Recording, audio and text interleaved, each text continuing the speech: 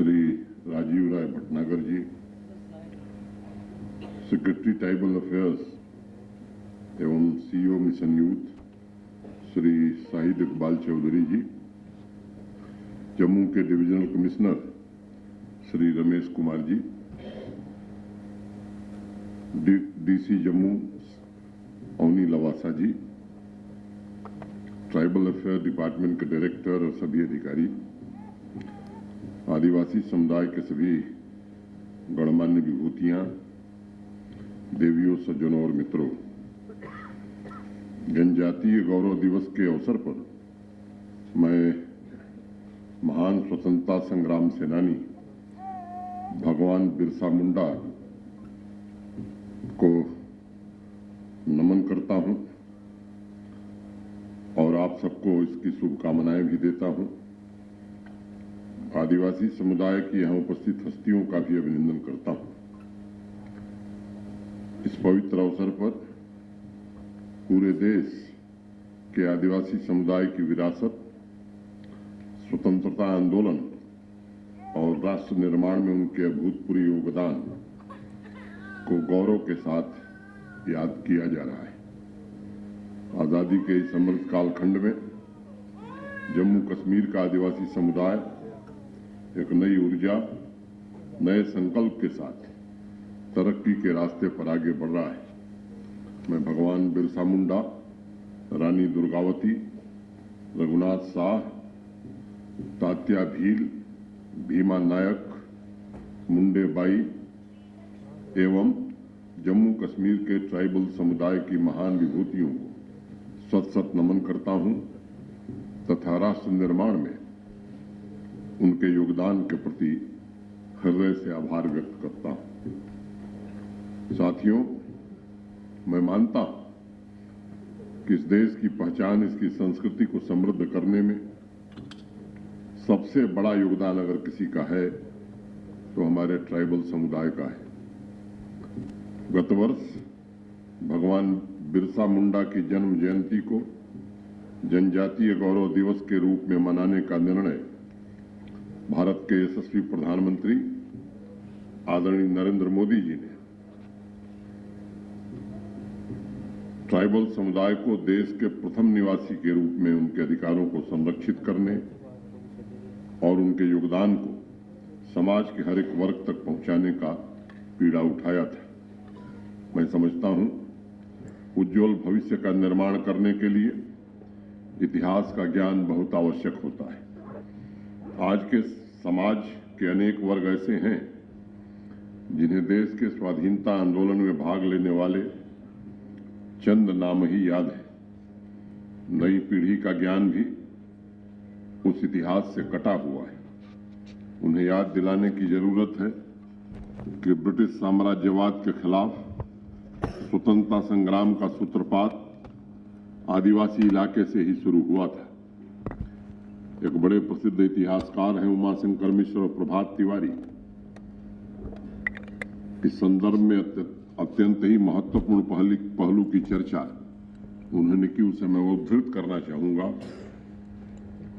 19वीं शताब्दी का इतिहास इतना संघर्षमय रहा है तथा इन संघर्षों के परिणाम इतने व्यापक रहे हैं कि आदिवासी गतिविधियों को उनसे अप्रभावित मानना बड़ी भारी भूल होगी।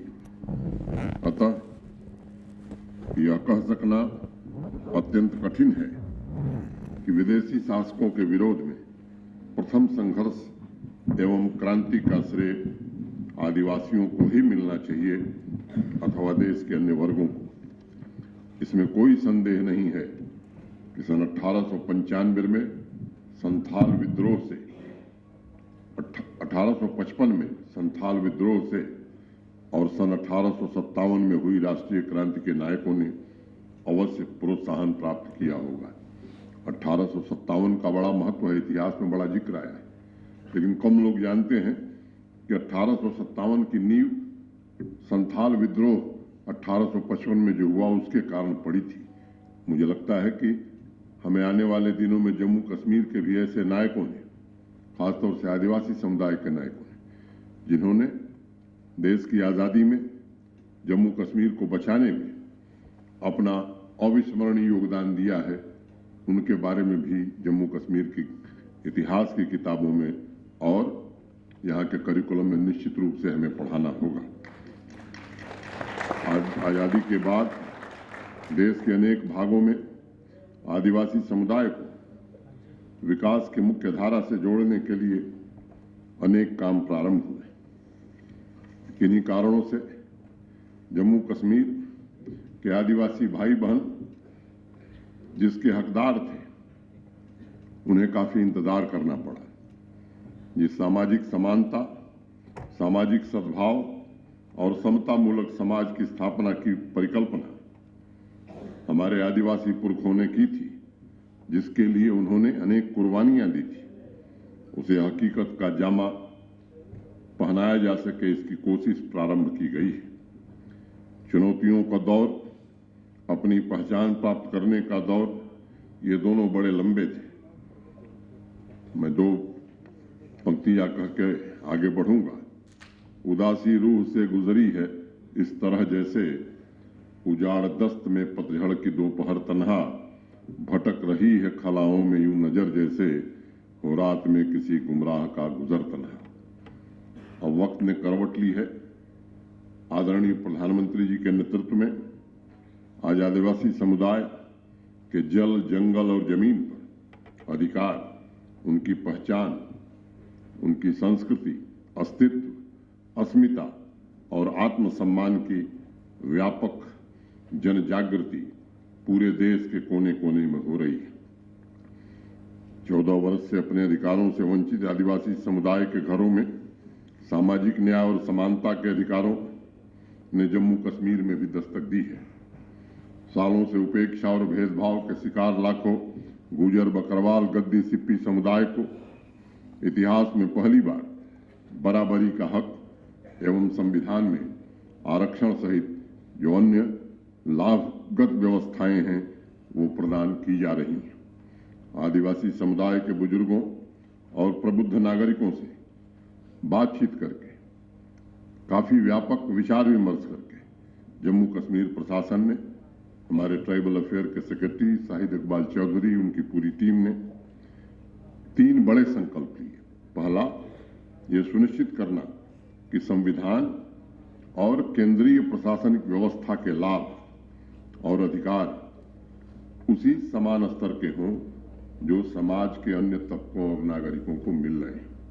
दूसरा, आदिवासी समुदाय की सामाजिक सांस्कृतिक पहचान, उनकी परंपरा, उनकी विरासत और संस्थाओं को पुनर्जीवित करते हुए आदिवासी भाइयों बहनों के सामाजिक, आर्थिक एवं सांस्कृतिक अधिकारों की पूर्ण प्राप्ति के लिए पूरी ईमानदारी से प्रयास किया जाए। और तीसरा, आदिवासी समुदाय तथा समाज के अन्य वर्गों के बीच मौजूद जो सामाजिक और आर्थिक अंतर है, उसको कैसे कम किया जाए। आदिवासी समुदाय की युवा पीढ़ी महिलाओं की आकांक्षाओं को राष्ट्र की आकांक्षाओं से कैसे जोड़ा जाए, ताकि बिना किसी भेदभाव और बाधा के 21वीं सदी के सभी लाभों के सक्रिय भागीदार आदिवासी समुदाय की युवा पीढ़ी हो सके। इसके लिए पिछले 2 वर्षों में काफी प्रयत्न हुआ है। सभी आदिवासी परिवारों तथा नई पीढ़ी के लिए ठोस कदम उठाने के प्रयत्न किए गए हैं। हर महीने आदिवासी समुदाय के लिए कोई न कोई नई परियोजना पिछले 2 वर्षों में जरूर या तो शुरू हुई है या पूरी हुई है। पहले समय था जब 10-10 साल इंतजार करना पड़ता था। मैं ये बात बड़ी जिम्मेदारी से कहना चाहता हूं कि पिछले 40 वर्षों में आदिवासी समुदाय के लिए, खासतौर से गुजर, बकरवाल, गद्दी, सिप्पी के लिए जो काम हुआ है, शायद उससे ज्यादा काम माने इन 3 वर्षों में हुआ है और आगे और इसे जारी रखा जाएगा। मैं कई बार कह चुका हूं, फिर दोहराऊं, मुझे लगता है उचित नहीं है, लेकिन कुछ बातों का जिक्र, चूंकि मैं समझ रहा था कि शाहिद इकबाल चौधरी उसका विवरण आपके बीच रखेंगे, इसलिए मुझे कहना पड़ेगा, फिर से बार बार कहना पड़ेगा। इसी वर्ष 5 अगस्त को 26 करोड़ की लागत से आदिवासी बच्चों और बच्चियों के लिए 8 हॉस्टल का उद्घाटन किया गया। नई पीढ़ी की आकांक्षाओं को ध्यान में रखते हुए सभी जिलों में 100 करोड़ की लागत से 25 नए हॉस्टल बनाए जा रहे हैं और कोशिश की जा रही है कि आदिवासी समुदाय के बच्चों बच्चियों को बेहतर से बेहतर सुविधा और संसाधन उपलब्ध कराया जाए ताकि उन्हें अच्छी शिक्षा दी जा सके। नीट तथा जेईई की कोचिंग के लिए 100 प्रतिभावान आदिवासी बच्चों और बच्चियों को चुना गया है, सेलेक्ट किया गया है और उनका पूरा खर्चा भी ट्राइबल डिपार्टमेंट वहन कर रहा है। इसके अलावा एमबीबीएस, बीडीएस की कोचिंग की स्कीम भी लागू की गई है। हम ये सुनिश्चित कर रहे हैं कि प्रशासनिक सेवाओं की जो परीक्षा है उसमें भी आदिवासी समुदाय के बच्चों को निःशुल्क कोचिंग दी जाए ताकि आने वाले दिनों में वो भी शाहिद इकबाल चौधरी की तरह आईएएस और केएएस अफसर बन सके। स्टार्स 100 ये स्कीम इसीलिए शुरू की गई है। आदिवासी समुदाय के 2000 नौजवानों के लिए स्किल डेवलपमेंट कार्यक्रम प्रारंभ किया गया है। इस ट्रेनिंग प्रोग्राम में यह सुनिश्चित किया जा रहा है कि जिन युवाओं ने इनफॉर्मल तरीके से विभिन्न प्रोफेशन में स्किल हासिल किया है उन्हें सर्टिफाई भी किया जाए। हम ये भी सुनिश्चित करना चाहते हैं कि इस ट्रेनिंग प्रोग्राम से निकले सभी नौजवान बच्चे बच्चियां सेल्फ एम्प्लॉयमेंट के अवसर इन्हें मिले, इसकी भी कोशिश की जा रही है। आदिवासी समुदाय के युवाओं की स्थायी आजीविका के लिए 1500 मिनी सी फार्म स्थापित अब तक किए जा चुके हैं। 1500 आदिवासी परिवारों के लिए डेयरी यूनिट की स्थापना भी की गई। पिछले वर्ष आदिवासी इलाकों के 200 स्कूलों को स्मार्ट स्कूल में तब्दील करने का काम शुरू हुआ 40 करोड़ रुपए की लागत से। पिछले फाइनेंशियल ईयर में 100 स्कूलों को स्मार्ट स्कूल के रूप में तब्दील कर दिया गया है। बचे हुए 100 स्कूलों का कार्य चल रहा है और इसी वित्तीय वर्ष में वो पूरा हो जाएगा। जम्मू कश्मीर में आदिवासी समुदाय में डिजिटल लिटरेसी पर भी शाहिद इकबाल चौधरी की टीम ने काम प्रारंभ किया है। नई पीढ़ी को टेक्नोलॉजी की बदलती दुनिया से जोड़ने के लिए टेक्नोलॉजी इनेबल्ड एजुकेशन स्कीम, जिसमें 10वीं, 12वीं तथा पीजी के 800 हॉस्टल स्टूडेंट्स को फ्री टैबलेट मुहैया कराया जा चुका है और सभी टैबलेट में कोर्स के मुताबिक प्री लोडेड स्टडी मटेरियल की भी व्यवस्था की गई है। आदिवासी समुदाय के बच्चों के प्री मैट्रिक स्कॉलरशिप का दायरा बढ़ाकर 1.5 लाख विद्यार्थियों को आज स्कॉलरशिप दी जा रही है और पोस्ट मैट्रिक स्कॉलरशिप के लिए 12,500 बच्चों को चिन्हित किया गया है। कुल धनराशि के आंकड़े को आप देखेंगे तो ये करीब 51 करोड़ रुपए की छात्रवृत्ति आज आदिवासी बच्चों को और बच्चियों को जम्मू कश्मीर प्रशासन दे रहा है। आदिवासी समुदाय की प्री मैट्रिक स्कॉलरशिप को नेशनल स्कॉलरशिप पोर्टल पर ऑनबोर्ड कर दिया गया है। इसके द्वारा 10,000 ट्राइबल स्टूडेंट्स के अकाउंट में सीधे छात्रवृत्ति का पैसा ट्रांसफर किया जा रहा है। यह व्यवस्था पूरी तरह से ट्रांसपेरेंट है और हर एक स्टेज पर इसकी मॉनिटरिंग भी हो रही है। अभी शाहिद इकबाल चौधरी ने आपको बताया माइग्रेटरी पॉपुलेशन का सर्वे किया गया, सबके लिए स्मार्ट कार्ड की व्यवस्था की गई है, स्पेशल ऐप और पोर्टल तैयार किया गया है।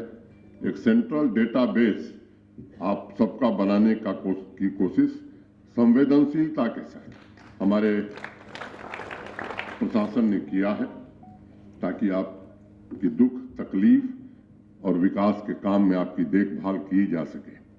कई बार माइग्रेटरी परिवारों को दिक्कतों का सामना करना पड़ता था, लेकिन अब इस कार्ड के माध्यम से आपकी परेशानियां कम हुई हैं और हम ऐसी व्यवस्था बनाना चाहते हैं कि आपको कोई परेशानी न हो। माइग्रेशन के दौरान आदिवासी समुदाय के लगभग 4 लाख लोग आवागमन के लिए काफी दिक्कतें झेलते थे। अब उनके पशुओं के लिए भी ट्रकों का इंतजाम किया गया है और जो काम कई दिनों में पूरा होता था अब कुछ घंटों में पूरा हो जा रहा है। 2 दिन में लोग वापस चले आ रहे हैं। आपके स्वास्थ्य की रक्षा के लिए 41 एम्बुलेंस सर्विस भी शुरू की गई है, जिनकी मदद से रिमोट तथा दुर्गम एरिया में भी आदिवासी परिवारों तक हम स्वास्थ्य सुविधाएं पहुंचा रहे हैं। जहां जहां भी स्थायी आदिवासी आबादी है वहां एक हेल्थ सब सेंटर बनाया जा रहा है। इतिहास में पहली बार आदिवासी समुदाय से आशा स्वास्थ्य कार्यकर्ताओं की नियुक्ति की जा रही है, जो गर्मियों के सीजन में ऊपरी पहाड़ी इलाकों में रहने वाली आबादी की स्वास्थ्य रक्षा के लिए कार्य करेगी। पहली बार आदिवासी समुदाय से आशा स्वास्थ्य कार्यकर्ताओं की नियुक्ति गर्मियों के सीजन में आपको काफी मदद देगी। फॉरेस्ट राइट एक्ट के साथ साथ प्रधानमंत्री वन धन विकास योजना का लाभ आदिवासी समुदाय के सभी नागरिकों तक पहुंचाने की कोशिश की जा रही है, ताकि हर परिवार सुखी और संपन्न हो।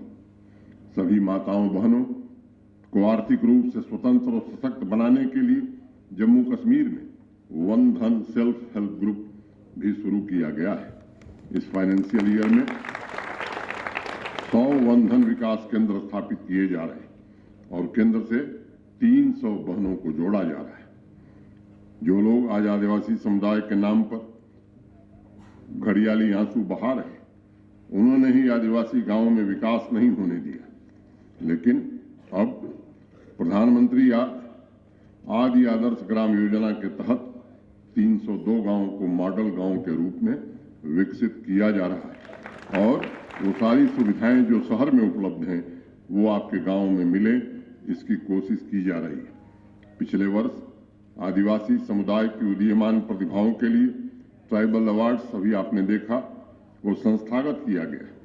इस साल 26 जून को श्रीनगर के कार्यक्रम में कई अलग अलग फील्ड की अनेक हस्तियों को सम्मानित किया गया। मुझे एक बात जरूर कहनी है कि पिछले 26 अवार्ड्स में महज 6 महिलाएं थी। उस समय मैंने शाहिद इकबाल चौधरी जी से उनके साथियों से आग्रह किया था कि अब हमें ऐसी व्यवस्था बढ़ानी है कि 26 में कम से कम 13 अवार्ड हमारी बहनों को जाए। ये हमें निश्चित रूप से अभी आपके सामने ट्राइबल अवार्ड पोर्टल का उद्घाटन हुआ है। नॉमिनेशन की प्रक्रिया सरल बनाई गई है, पारदर्शी बनाई गई है। इस साल अनंतनाग, कुलगाम, गुरेज, रजौरी, पुंछ के 6 Eklavya model residential school functional कर दिए गए हैं। ट्राइबल रिसर्च इंस्टीट्यूट स्थापित करके थीमेटिक एरियाज के फेलोशिप, लिटरेरी फेस्टिवल, सरकारी स्कीम्स के संबंध में सेमिनार्स आयोजित की जा रही है। IIT जम्मू तथा बाबा गुलाम शाह यूनिवर्सिटी में ट्राइबल चेयर की स्थापना भी कर दी गई है। मित्रों, आदिवासी समुदाय की सभी योजनाओं में इस बात का विशेष ध्यान रखा जा रहा है कि विकास की प्रक्रिया में आदिवासी भाई बहन अपनी प्राथमिकताएं खुद तय करें। मेरी अपनी व्यक्तिगत राय है कि आदिवासी हमारी मातृभूमि के पहले निवासी हैं और उनके सर्वांगीण विकास के बिना हिंदुस्तान की तरक्की नहीं हो सकती है। आज इस कार्यक्रम के पश्चात मुझे बताया गया है कि कलाकारों का 15-20 का ग्रुप प्रोसेसन कला केंद्र तक शायद जाने वाला है। उसमें महान आदिवासी संस्कृति, इतिहास और विरासत की झलक देखने को मिलेगी। आजादी के अमृत कालखंड में गुजर, बकरवाल, गद्दी, सिप्पी समुदाय की परंपरा और संस्कृति का उत्सव पूरे जम्मू कश्मीर में मनाया जाए, मैं समझता हूं कि इससे बेहतर कुछ और हो नहीं सकता है। मैं आपको भरोसा देता हूं कि आपके हक, आपके अधिकारों के संरक्षण के लिए जम्मू कश्मीर प्रशासन पूरी तरह से प्रतिबद्ध है और माननीय प्रधानमंत्री जी ने बार बार इस बात को कहा है।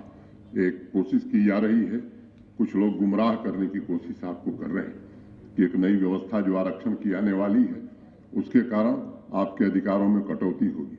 मैं बड़ी जिम्मेदारी से आपके बीच ये बात कहना चाहता हूं कि आपके जो अधिकार हैं उसमें कोई कमी दुनिया की कोई ताकत नहीं कर सकती। किसी के बहकावे में आने की जरूरत नहीं है। ये निहित राजनीतिक स्वार्थ वाले लोग हैं जो आपको गुमराह करने की कोशिश कर रहे हैं। मुझे बताया गया कुछ साथी पदयात्रा कर रहे हैं, मैं उनसे भी निवेदन करना चाहता हूं, आप भरोसा रखिए।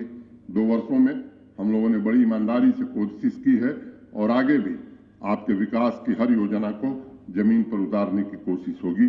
मैं उनसे आग्रह करता हूं कि आप ये पदयात्रा स्थगित करिए। जो आपका हक है, पहले से जो निर्धारित है, उसमें कोई कटौती कभी नहीं होगी, ये मैं आपको भरोसा देता हूं। अंत में 4 लाइनें करके अपनी बात खत्म करूंगा कि सबे विशाल की खुशबू, फजा की रंगीनी, कहीं से ला मेरे साकी की रात जाती है। किसी बहार का नगमा, कोई सुहानी गजल, तो गुनगुना मेरे साकी की रात जाती है, तो गुनगुना मेरे साकी की रात जाती है। बहुत बहुत धन्यवाद। जय हिंद।